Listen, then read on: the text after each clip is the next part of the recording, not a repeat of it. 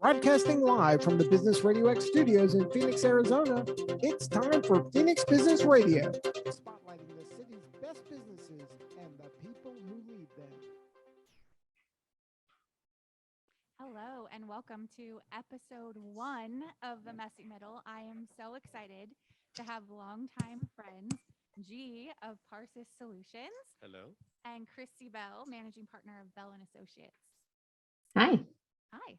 On with me today. So when I thought about this podcast and I was like, I really want to start this. I think it's really important, and with my own journey, and maybe this is just cathartic for me, but life feels very messy in a lot of different ways when you're trying to do something, grow something. And I was like, who are my longtime friends that have had incredible journeys that I haven't really been a part of in a long, long time that I'd love to reconnect. So since life is so crazy and, happy hour is hard, I just said, hey, come to the radio show and we'll reconnect. So I'm so excited that you're both here today. Thank you for having us. Absolutely. So let's start by getting to know each of you a little bit more. So G, why don't you start and tell us a little bit about yourself, where you came from, how you got to where you are right now, sitting in your seat? Sure. So born in India many, many years ago, came to the States in the 80s for my master's in Cleveland. I didn't know any better. So I ended up in Cleveland, Ohio, of all places, 10,000 miles away from home. Moved to Arizona after getting married in 1998. So I'm not born here, but I feel like I'm a native. Yeah. And joined a company, started a company, sold a company, restarted a company in 2002, Parsus, which is my primary source of income now, with my business partner, Rahul Patel. Shout out to him. And it's been a pretty good journey. We've had one really down year in 2008 when the market crashed. Mm-hmm. And if we get into it, I'll tell you about what we did to overcome the down year that we had. But Sure. COVID was a challenge for the first couple of months, a couple of years ago, but we had a big paradigm shift in the way we deliver our solutions, and life is good. It's been, like you said, messy at times and smooth at times. And, we're not this formal company that has a, business plan and we follow it. We are nimble and flat and easy to work with. And we have no salespeople, and it's very unconventional, but we love what we do. And that's the most important thing. Absolutely. So tell us a little bit, what does your company do? We are software developers. We're a bunch of nerds. And we do it better than anybody else. And I'm cockily confident of that.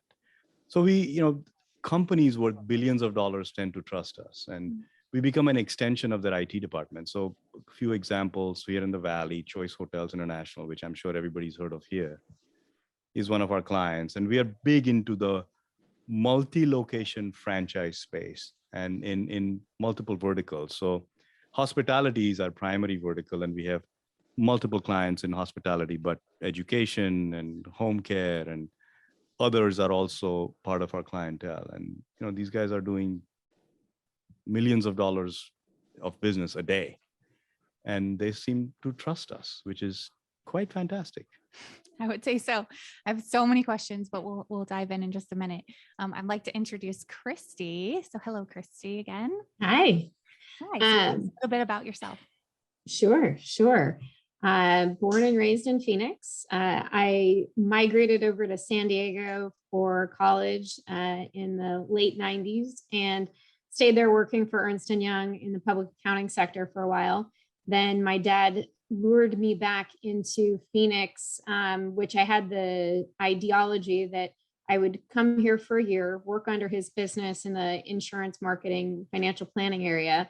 I learned everything I needed to know in a year, and then quickly moved back to San Diego, playground of all things for your 20s, and, live my life there. So that was, oh gosh, about 20 years ago now. And I'm still here now with 2 young sons and a husband that, is just trying to kind of make every day exciting, but actually still working for my family's business. My brother and I brought on a business partner in 2016 as my dad was exiting into sunset, though he works every day. So it's just a matter of how many hours he's balancing between golf, fishing, and work. But my brother and I and our partner have successfully transitioned the business to second generation. And then most recently in 2019, sold that business to another organization. And we work as the managing partners for the Phoenix office currently underneath that corporation. So still doing our stuff and operating as a small business within a larger company, but still trying to maintain our brand, our name, and having a little bit of a niche and a different approach to what we do and what we bring to the marketplace and consumers from that perspective. That's so cool. Well, congratulations on all of that. I remember, I feel like the last time we really connected was like around 2016. I always like mark things by either birth of a child or so I was having my son, and I remember like your father was just transitioning, and I'm always curious because I see a lot of family-owned businesses, and I hear the same story, like they transition, but they're like still are working. So I was interested to hear how that's going. So good. I want to take us back to when we all first met, because it's been about a decade, and I just wanted to explore how it's been since then and talk about our experience together. And then also get into what you guys would each describe as your messy middle, or something that you want to talk about in a lesson that you learned. But I have to share a story that, Kristi, I don't think I've ever told you, and it's kind of an awkward story, so bear with me. But I first met Kristi when I was working at the Leukemia Lymphoma Society, and I can't remember if I was the director at that point or the campaign manager. That's not the important part, but I was doing let's see if you remember this. I was doing an information meeting at REI in the upstairs. Yeah. And I remember Kristi coming and just like writing down her name because she was coming to the meeting to learn more about the team and training program. And for whatever reason, when I saw you and met you, I was like, Kristi is going to be somebody that is really important in my life. And I had no idea, like, that's such a weird thing to think about, some stranger that you've never met before. And so I think about that often and think about, well, a few things. One is like, well, if I had that thought, why do I suck so bad at being a friend and connecting? But 2, it was just so cool to have that feeling experience and then to do many races that we'll talk about and have the experiences that we did. But it was just, when I met you, I knew that like you were somebody that I really just wanted to get to know. So. Oh, well, that's sweet. And thank you for sharing that with me. It's funny that you bring that particular moment up, and not to digress from the rest of the show, but I vividly remember making the choice to go to that event from like a postcard I think I got in the mail back when mailing postcards was a thing. Yeah. But and since then I've very often thought back on the choice I made to go to that meeting, and then the subsequent things that have resulted in my life from that choice that I made. One of which obviously meeting you and having a number of experiences, meeting G also kind of through that experience.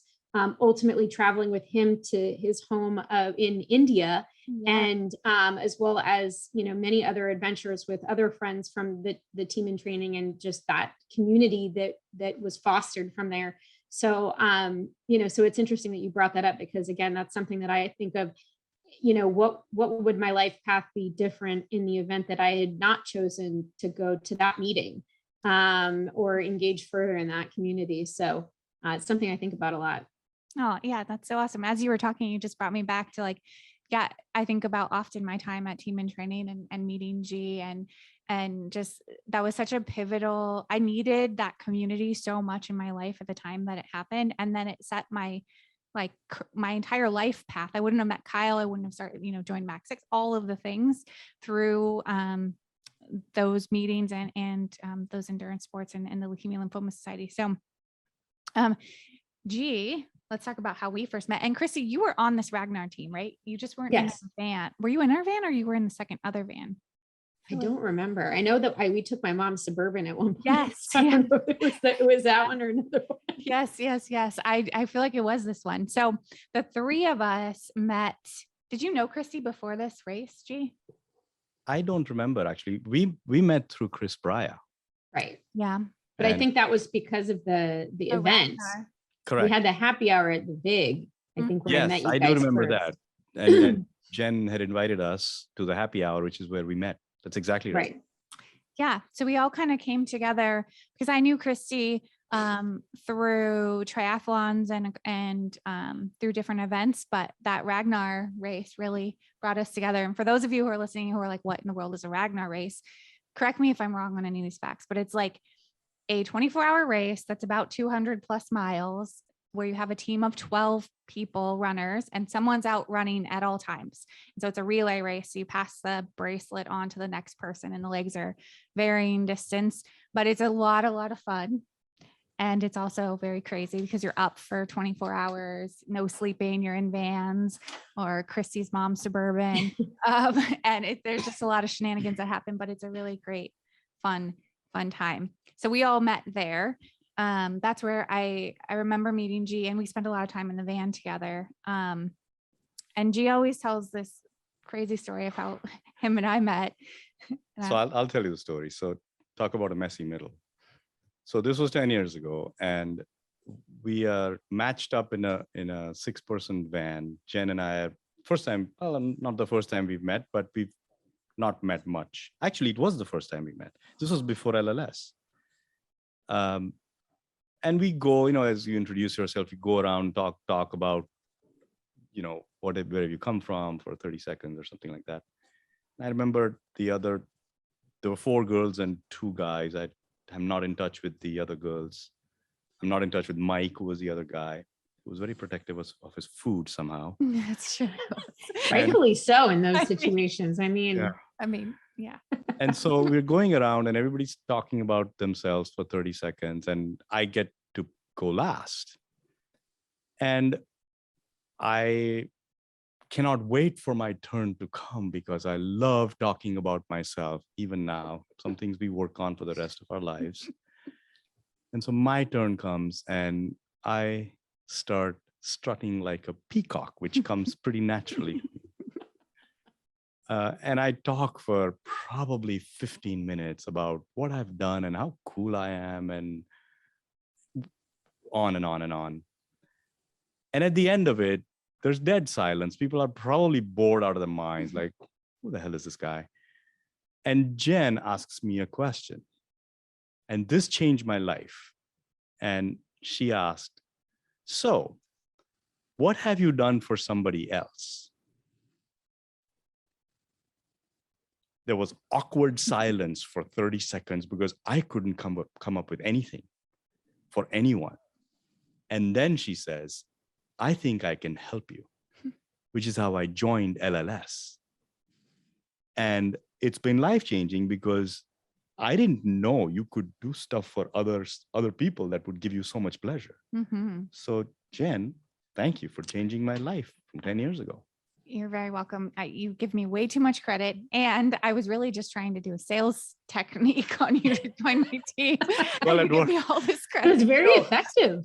Well, LLS itself, I'm sure, they're doing fantastic work in terms of, Mhm. funding research, but I think they're doing fantastic work in terms of connecting people. Oh, absolutely. Yeah. Because I've kept in touch with so many of the LLS folks in there. I mean, Beth and I go bird watching together every Yes. weekend now. And I met her at LLS, and Megan and I became friends. Melissa and I became friends. I mean, sort of some Jim Brewer and I still remain friends. Mm-hmm. So LLS is doing a lot more than they think they're doing. Yeah. And I think they have the magic, right? They were really the pioneers. So Leukemia Lymphoma Society, their blood cancer research organization, but they were the pioneers of the fundraise for endurance events, one of the pioneers. So they really had that magical, like, let's put novices or people who might not be quote unquote endurance athletes together through this experience that it is hard to complete an endurance event, right? It's not easy, put them together, train together, come together for a common purpose and cause. And so I think that creates a special bond, that I hear these stories for team and training alumni everywhere, that like, this is not a unique experience that we've had. We have the benefit of it, but there's people across the country, across the world really, who have experienced this. And so I feel grateful all the time that I got to be a part of it, and meet amazing people like you both. So that's how we met when we were, well, you were married, but Kristi and I were wild and free and childless, and we had lots more sleep besides Ragnar. So what has been happening since then to now? So Kristi, kind of think back to 10 years ago. So that was what, 2012, 2011. I don't know what year it was, but Yeah. so kind of think about like from then till now in a few minutes. How would you describe your last decade? Oh, wow. Mm-hmm. I mean, I think that obviously we just started in the process of celebrating a new year, and I think that always provides time for reflection. So, I look back and think, what was I doing 10 years ago, 12 years ago? I was doing a lot of traveling at the time, and really trying to identify and find ways that I could connect within my community and the things that I was passionate about at the time. But I think that evolves constantly as you engage with new people and new friends and have new experiences. And so each one of those has provided a layered experience to really kind of get you to that next viewpoint and perspective of what's going to happen in the future.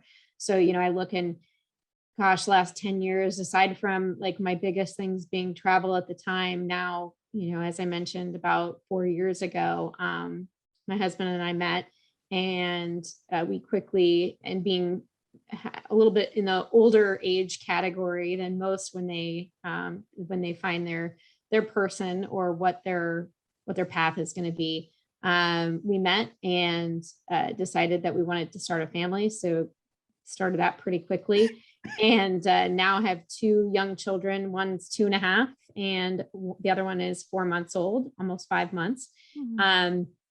And as I said, earlier, I was running a business, my father's business. We had done a transition at that time around 2012. My brother and I took over my dad's practice, and then in 2016 brought on a partner. But again, at that time, my focus was really just solely on my business and really what I wanted to do as a selfish individual, and kind of doing what I wanted.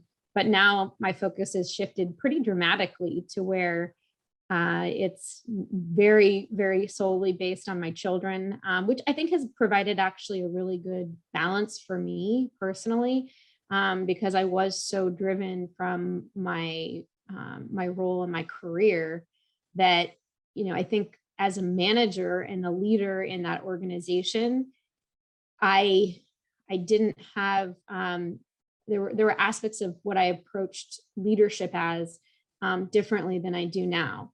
I think I have a little bit more patience with people, Mm-hmm. knowing that life is really challenging, and that, just being able to take a deep breath and trying to help them succeed, knowing that sometimes that success might ultimately end on them leaving and going to a different path for themselves. But one that I want to be supportive in, that whatever that means, to help their personal and professional growth. And in the past, I would be very fearful about what that meant and how that impacted me personally. But now I see it as part of my role, being able to help others and see what I can support them in doing. And fantastic if it's, to stay with us and to, flourish within our organization, but that also might mean going somewhere else. So it's just really been an evolution for me personally, as well as professionally, as to how I look at and approach life choices, both in my business as well as outside of it. Such beautiful reflection and growth as a leader.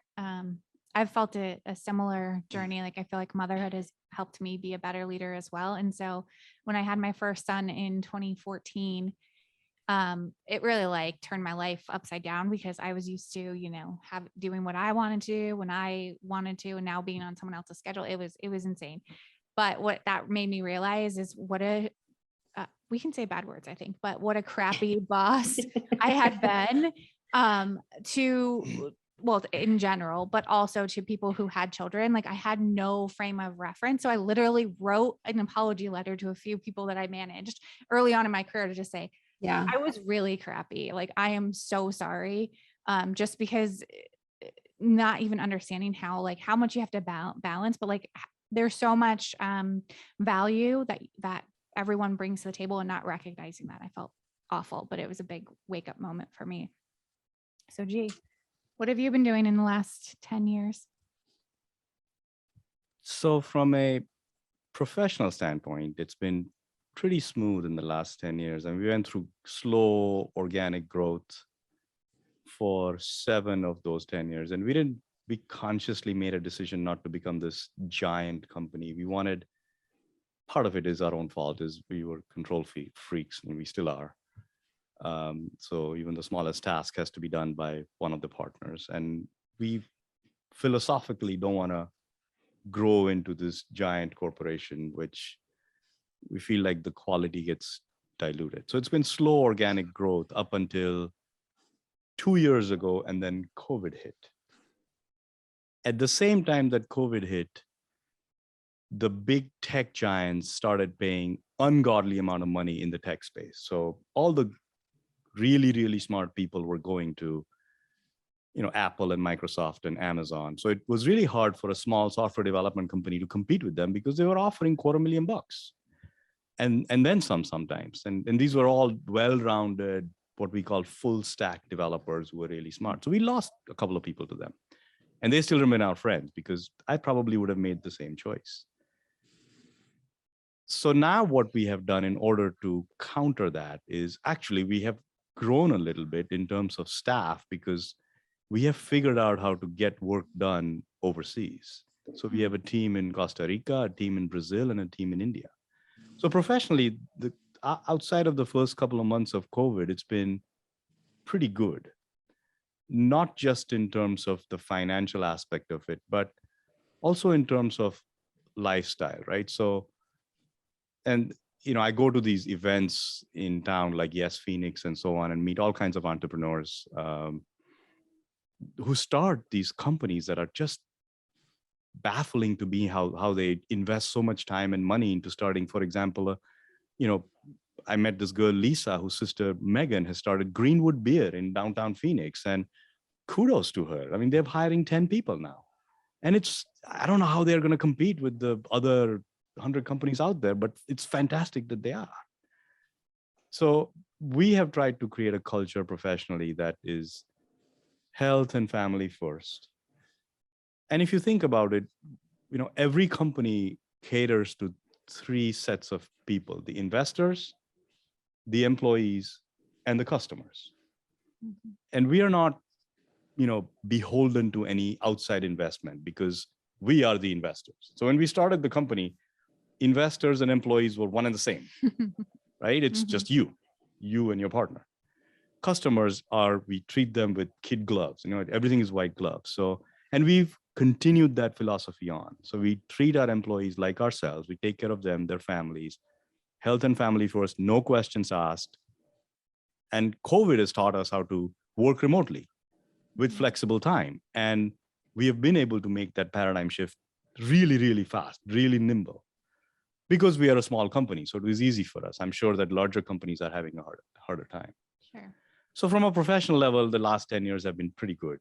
From a personal level, after the lesson that I learned from you, there has been a paradigm shift in my thinking also, because while the essence of life is love and happiness, where does that come from? And it depends on how you define success. In a capitalistic society like we have here today, most people define it by how much revenue is my company going to generate, and the mindset is changing between generations also, right? So in my generation, it was having a nice house in the suburbs with a couple kids and a dog, and that I see, I'm like at Yes Phoenix, I meet all these 20-year-olds and 30-year-olds, and their mindset is not the same, and it's kind of cool to see that Sure. it's about achievement, but in a different way, because in the end, everybody wants love and happiness. I mean, that's the constant.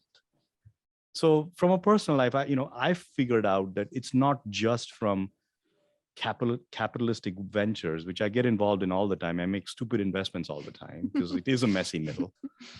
But also it comes from giving and getting involved in various organizations. And now, and Kristi and I have been involved in a few, and you and I have been involved in a few. So from a personal standpoint, it's become about relationships too. And I love meeting new people all the time, and travel, which, Kristi and I have done a little bit of together, which COVID unfortunately has put a damper on it. So the only thing I can't relate with you guys is the kids part, because I don't have any. So, but you have lots of adopted ones. Yeah. Well, yeah, I mean, Kristi takes her kids to my wife, who's a pediatrician. So, we see, I talk to Kristi, and my wife talks to her more than I do. Yes, a lot these days. Yeah. Right. Lots of sickness. So it's been pretty good, both from a professional and personal standpoints, other than I don't get to see my family over the last couple of years. Yeah, that's gotta be hard. Yeah. All right. So if you guys would be willing, I would love for you to share what you think of when I say messy middle. It's wide open. It's really just the middle part of any journey or adventure. So Kristi, what comes to mind for you? It's hard because, again, I think just as I shared earlier, there's a lot of a marriage in between, in a blurred line between what you have as your personal life anymore versus my work life, because I believe in a lot of transparency and honesty.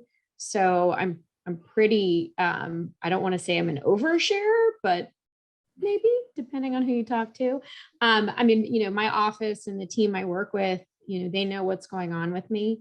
And so vice versa. I think that, again, in that type of an environment, the messy middle is just, it's all of it. Right. So that being said, I think that there's, definitely some challenges of, being a small business owner. There's some pressures with that related to being a second generation business owner, wanting to be successful and carry on my father's legacy. It was very challenging for us to make the decision to sell the company. Had to have a conversation with him before any of those decisions were finalized, because there's a lot of emotion related to that and surrounding it.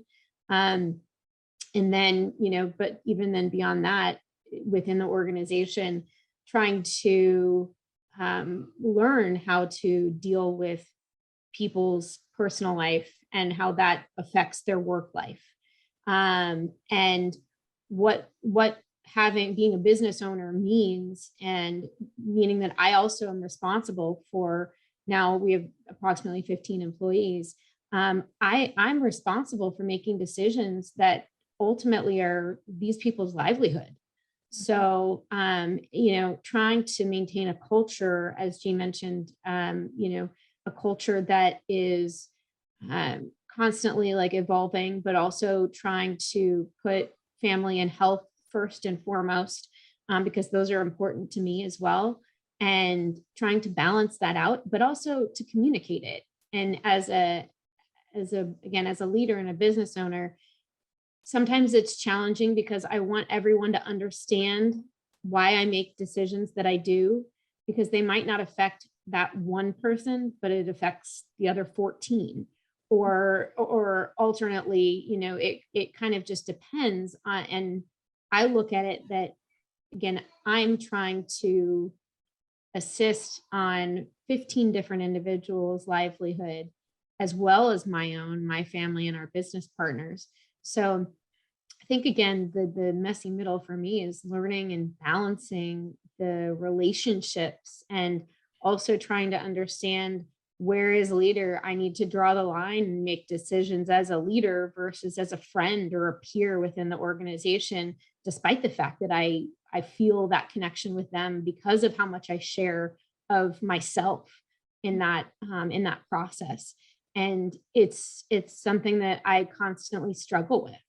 Again, just going back and forth between making those decisions and looking for the longer term versus just the short term play that's going to be a band-aid that maybe solves a specific situation, but what is the more meaningful long-term impact on it? I don't have necessarily a specific example other than, as G mentioned during the pandemic, the flexibility you have to do, but there has been a lot of fear and questions surrounding what's going on.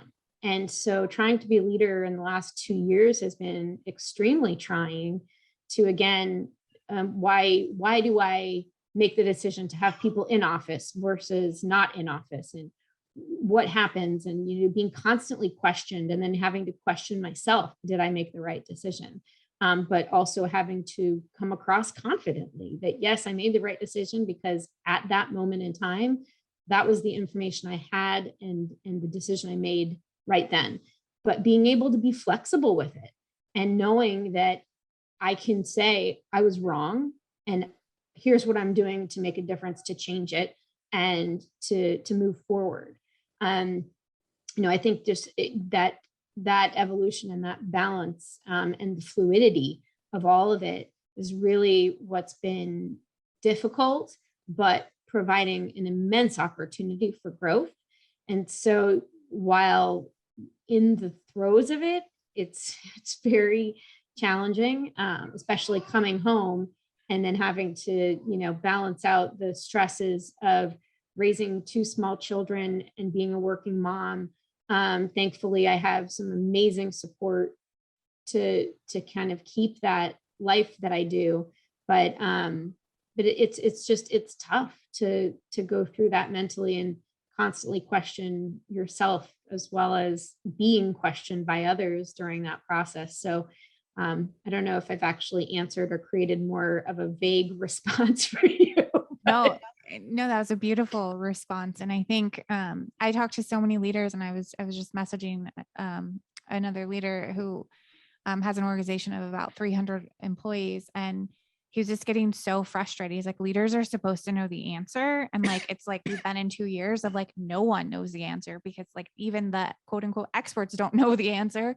So to try to lead an organization where your decisions impact everybody, and then everyone has, unique situations and circumstances, and you have to really be like, this is the best. I love what you said. This is the best answer based on the information that I have, and really finding that balance of, hey, I'm a leader, so I'm going to make this decision, because some people people need certainty, right? That they have a leader that's like, I don't know, what do you guys think we should do? I mean, there's time and place for that, but at some point you have to be able to make some choices. But I love your ability to be flexible and to shift and to be open to new information and to switch course. So how do you think you developed that mindset or skill?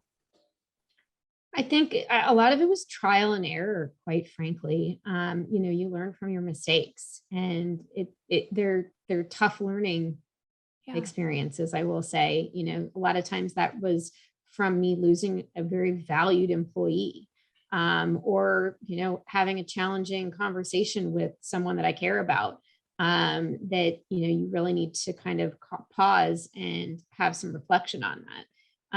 But really it was trial and error, but having open communication so that people can provide the feedback in a safe place, and being able to not, although I say this, I don't know that I've really been skilled at practicing it, but, trying not to let it get you down, that if you weren't the best at something, or, which is tough because I'm a type A personality, hence why I decided to do a half Ironman triathlon for my first event with Team in Training.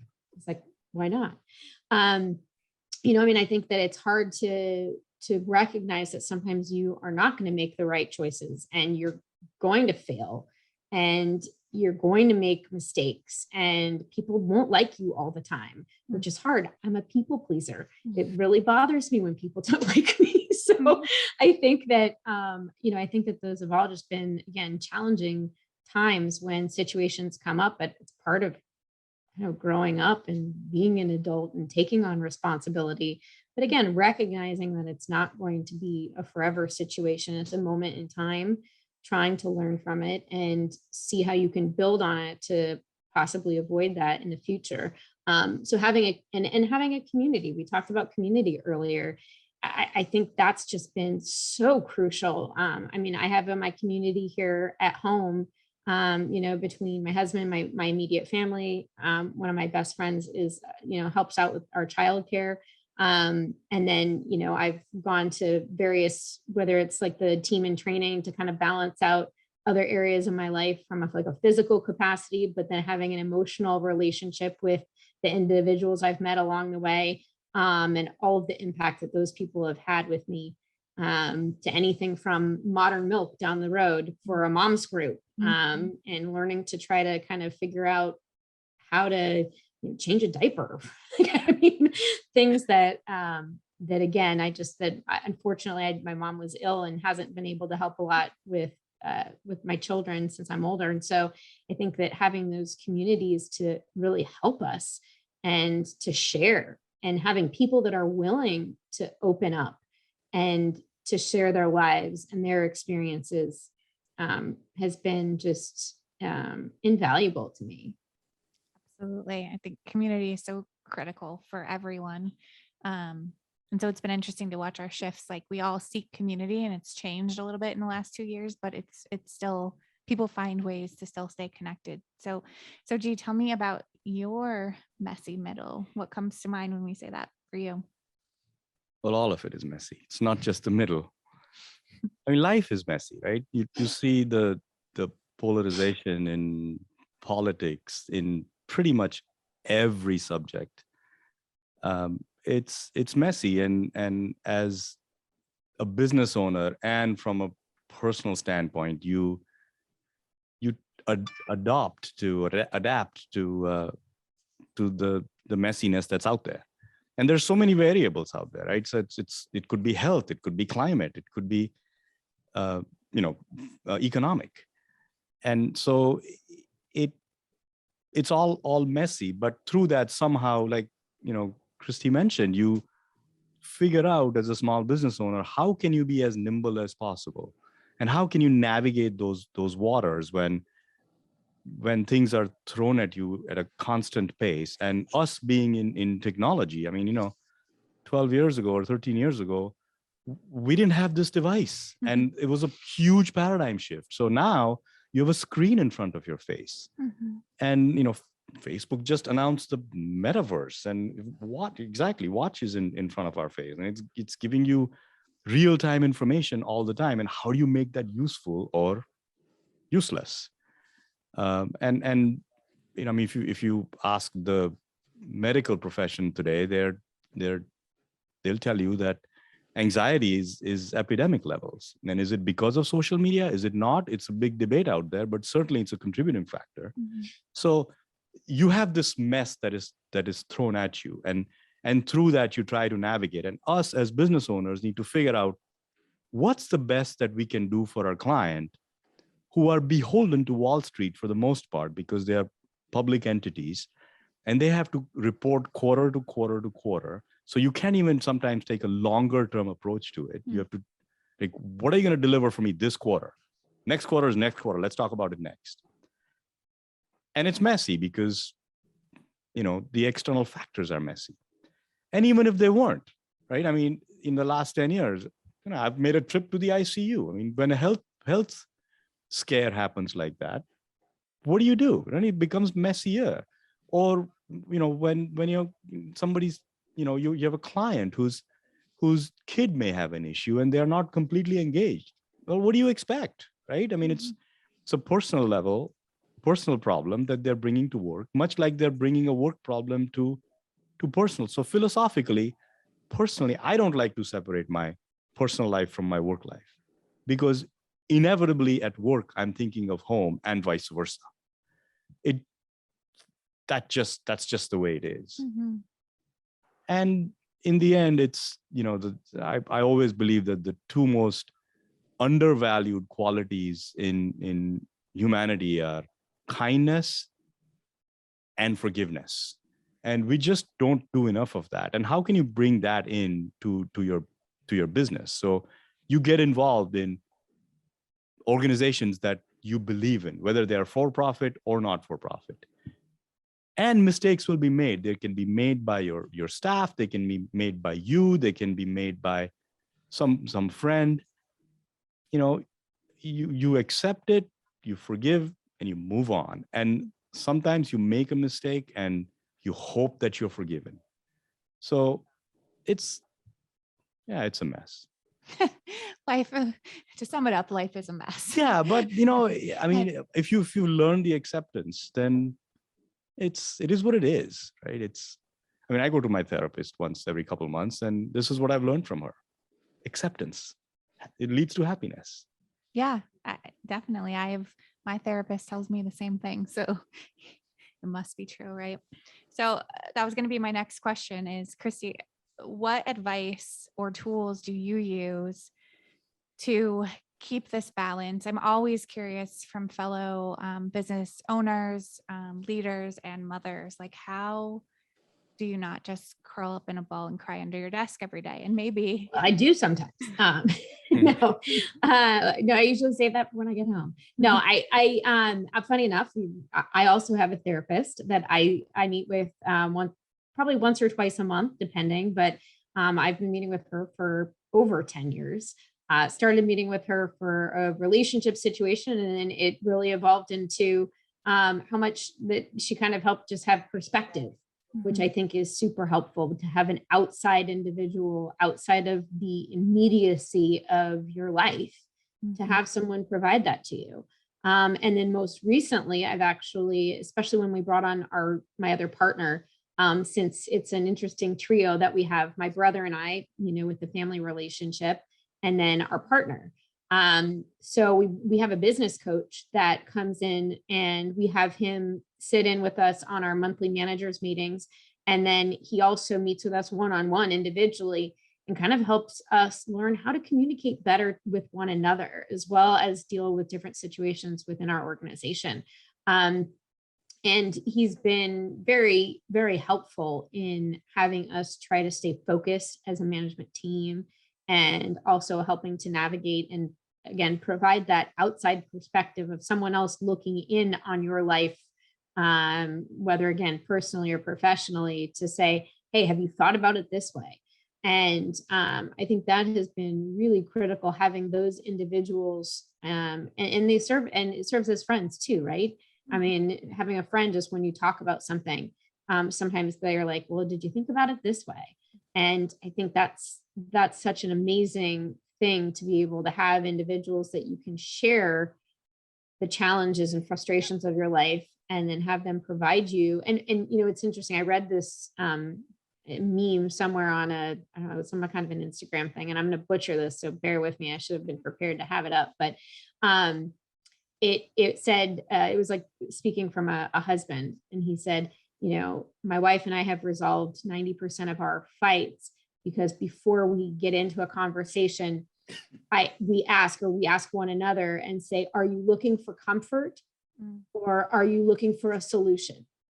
And by identifying what direction you want to go in from that, it makes it a lot easier, because sometimes you just want to find someone to vent to. You're not looking for them to solve your problem. You just want to get it off your chest and to talk about it. I don't need the feedback. I just want to say it out loud. And then sometimes you actually are searching for someone to give you that feedback and be responsive to you, and maybe give you a different perspective. But I thought that was really interesting. And like I said, it was kind of more of a funny social media post, but I've used that in a number of my administrative meetings with my team, as well as one-on-one employee situations that have come up. I'll say, you're coming to me before we get started and kind of go on this dialogue. What do you want from it? Let's get the expectations set clearly from the beginning. So funny enough, social media has even provided comedic as well as other relief for me as a community perspective. So I think that, having professionals who are willing, who I pay for their services, as well as friends. I like to think that hopefully I buy you guys coffee or lunch every now and again to try to, keep you in the fold. And then finding different resources for community online. As G mentioned, technology has changed dramatically over the last decade. So now, I have various random people that I follow on social media, but that quite frankly, I talk to others in my life as though they're my friends. I'm like, wow, well, did you know that this person did this? And like, I kind of go on.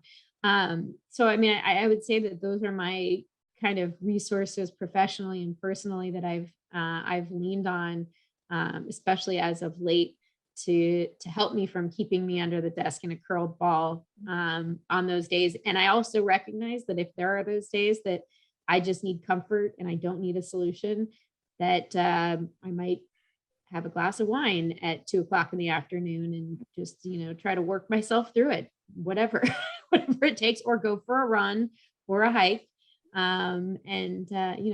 Whatever is needed to kind of work through that situation. That's all such relatable and great advice. Funny random story. I was having a really bad day. I think it was yesterday. And I was texting my friend and she was like, oh, well, I'm going to go to bar class if you want to join me. I was like, oh, no, my husband ordered Mexican and margaritas. I'm taking that route tonight. And she was like, all right, cool. Just let me know. I'm like, oh, probably healthier ways to deal with it. But that balance of both things. And I really think that having those sources of feedback that aren't in your day-to-day life or don't have a vested interest in the outcomes, of like therapists, coaches, those things, those people are invaluable to the success and growth of humans. And so I'm always seeking that type of support because I'm just a better person when I have those people in my life who are able to give me that perspective. Because, my best friend, business partner, employee, husband might not be able to say the things that my therapist or business coach says to me. Right. Right. All wonderful. At least not tell you and then still maintain the same relationship afterwards. Depending. Yeah. I don't know. There's a pun on bar class. There's a cocktail involved with the bar. That's true. No, it's just a different kind of bar. That's where my mind goes. So yeah, see, so we were in the same vein. All right. So G, what tools, resources do you use? We all have therapists, which is great. What else? yeah, well, that's number one. I have an amazing business partner. He's like my younger brother, and we connect. First of all, we agree on nothing professionally, which is great because if you have two people who are business partners who agree on everything, then one is redundant. So it's great that, we use each other as a sounding board, but we also are each other's strongest critiques. And we don't get into this groupthink mentality where, and yet there is complete trust. So we both have veto power over each other, saying, no, I'm going to do it in spite of what you're saying. And we may make a mistake and we may say, I told you so, but it's okay, right? Because sometimes you have to try, like Kristi said, it's okay to make a mistake, learn from it and move on, right? It's part of the essence of life. I mean, in fact, failure is a stepping stone to success, right? So depending on what your definition of success is, but so I use my business partner a lot, friends a lot, my wife a lot, my therapist a lot. But the advice I would have to the younger generation, and I tell them this, is, when most people give you advice, or when you're looking for a career path, you look at the prospects of the future as to how hot this field is going to be. More paramount than that, in my opinion, is, are you going to love it? Right? Is it going to bring you happiness? And if you're going to love it, you're probably going to be good at it. And if you're going to be good at it, then you're going to economically benefit from it. Now, there are certain fields, unfortunately, in US society that are not quite as well rewarding as others are. And we all know what they are, and they are the building foundation of American society, like teachers, right? And teachers for young kids. I mean, their definition of success is something like, have I made the kids that I teach, have I taught them, generosity and ethics and acceptance and, the same qualities of life that we all strive for our kids to have or us to have. Mm-hmm. So I think more important is it going to bring you happiness should be the first question. And then, is it going to have a good scope in the future, which of course technology is one that is constant. And a lot of people go into it because it's got money in it. Mm-hmm. Biomedical is the same way, the medical field is the same way, and legal profession is the same way. So, but are you going to love it? That's more important. And then, like Kristi said, sometimes you self-medicate, quote unquote, by going for a run or going for a bike ride or setting a goal for yourself 6 months from now to do a crazy Kristi. For her, it would be like a half Ironman or an Ironman or something like that. And you try and achieve it. And sometimes you make a few other sacrifices by not going to a few bars with friends because you have to go to bed at 5 p.m. because you have to get up at 5 a.m. Mm-hmm. So that's the self-therapy that you do also. Yeah, there's balance in all things, right? Correct. But I think it's just making sure that you're not too far on one side or the other. As you were talking about the advice that you'd give younger people, I think about my children naturally, and just their generation and what they're learning in school and what their interests are. So my oldest is 7, and then I have a daughter who will be 3 tomorrow. Happy birthday. Thank you. And a 5-year-old. And my 7 and 5-year-old are on the autism spectrum and ADHD and all the things. And learning doesn't come natural to them in in the conventional sense. And so my husband and I have been on an exploration to figure out my whole goal is to not lose the light in their eyes. And I did not want our educational system to dim that light. So as we've gotten really creative on how to find ways to engage them, but they are super, super smart. And my oldest, which I think this is a theme with just like every 7 to 12-year-old, I don't know what the age is, but he wants to be a YouTube star, of course, because that's what everybody in the world wants to be when you're that age. It's so like, I don't know what the word is, but it's like startling to me that he's like so obsessed with being on YouTube. And then I was uploading videos that I have for my YouTube channel that's private, that's just to store videos. And he was like, why do I not have a YouTube channel?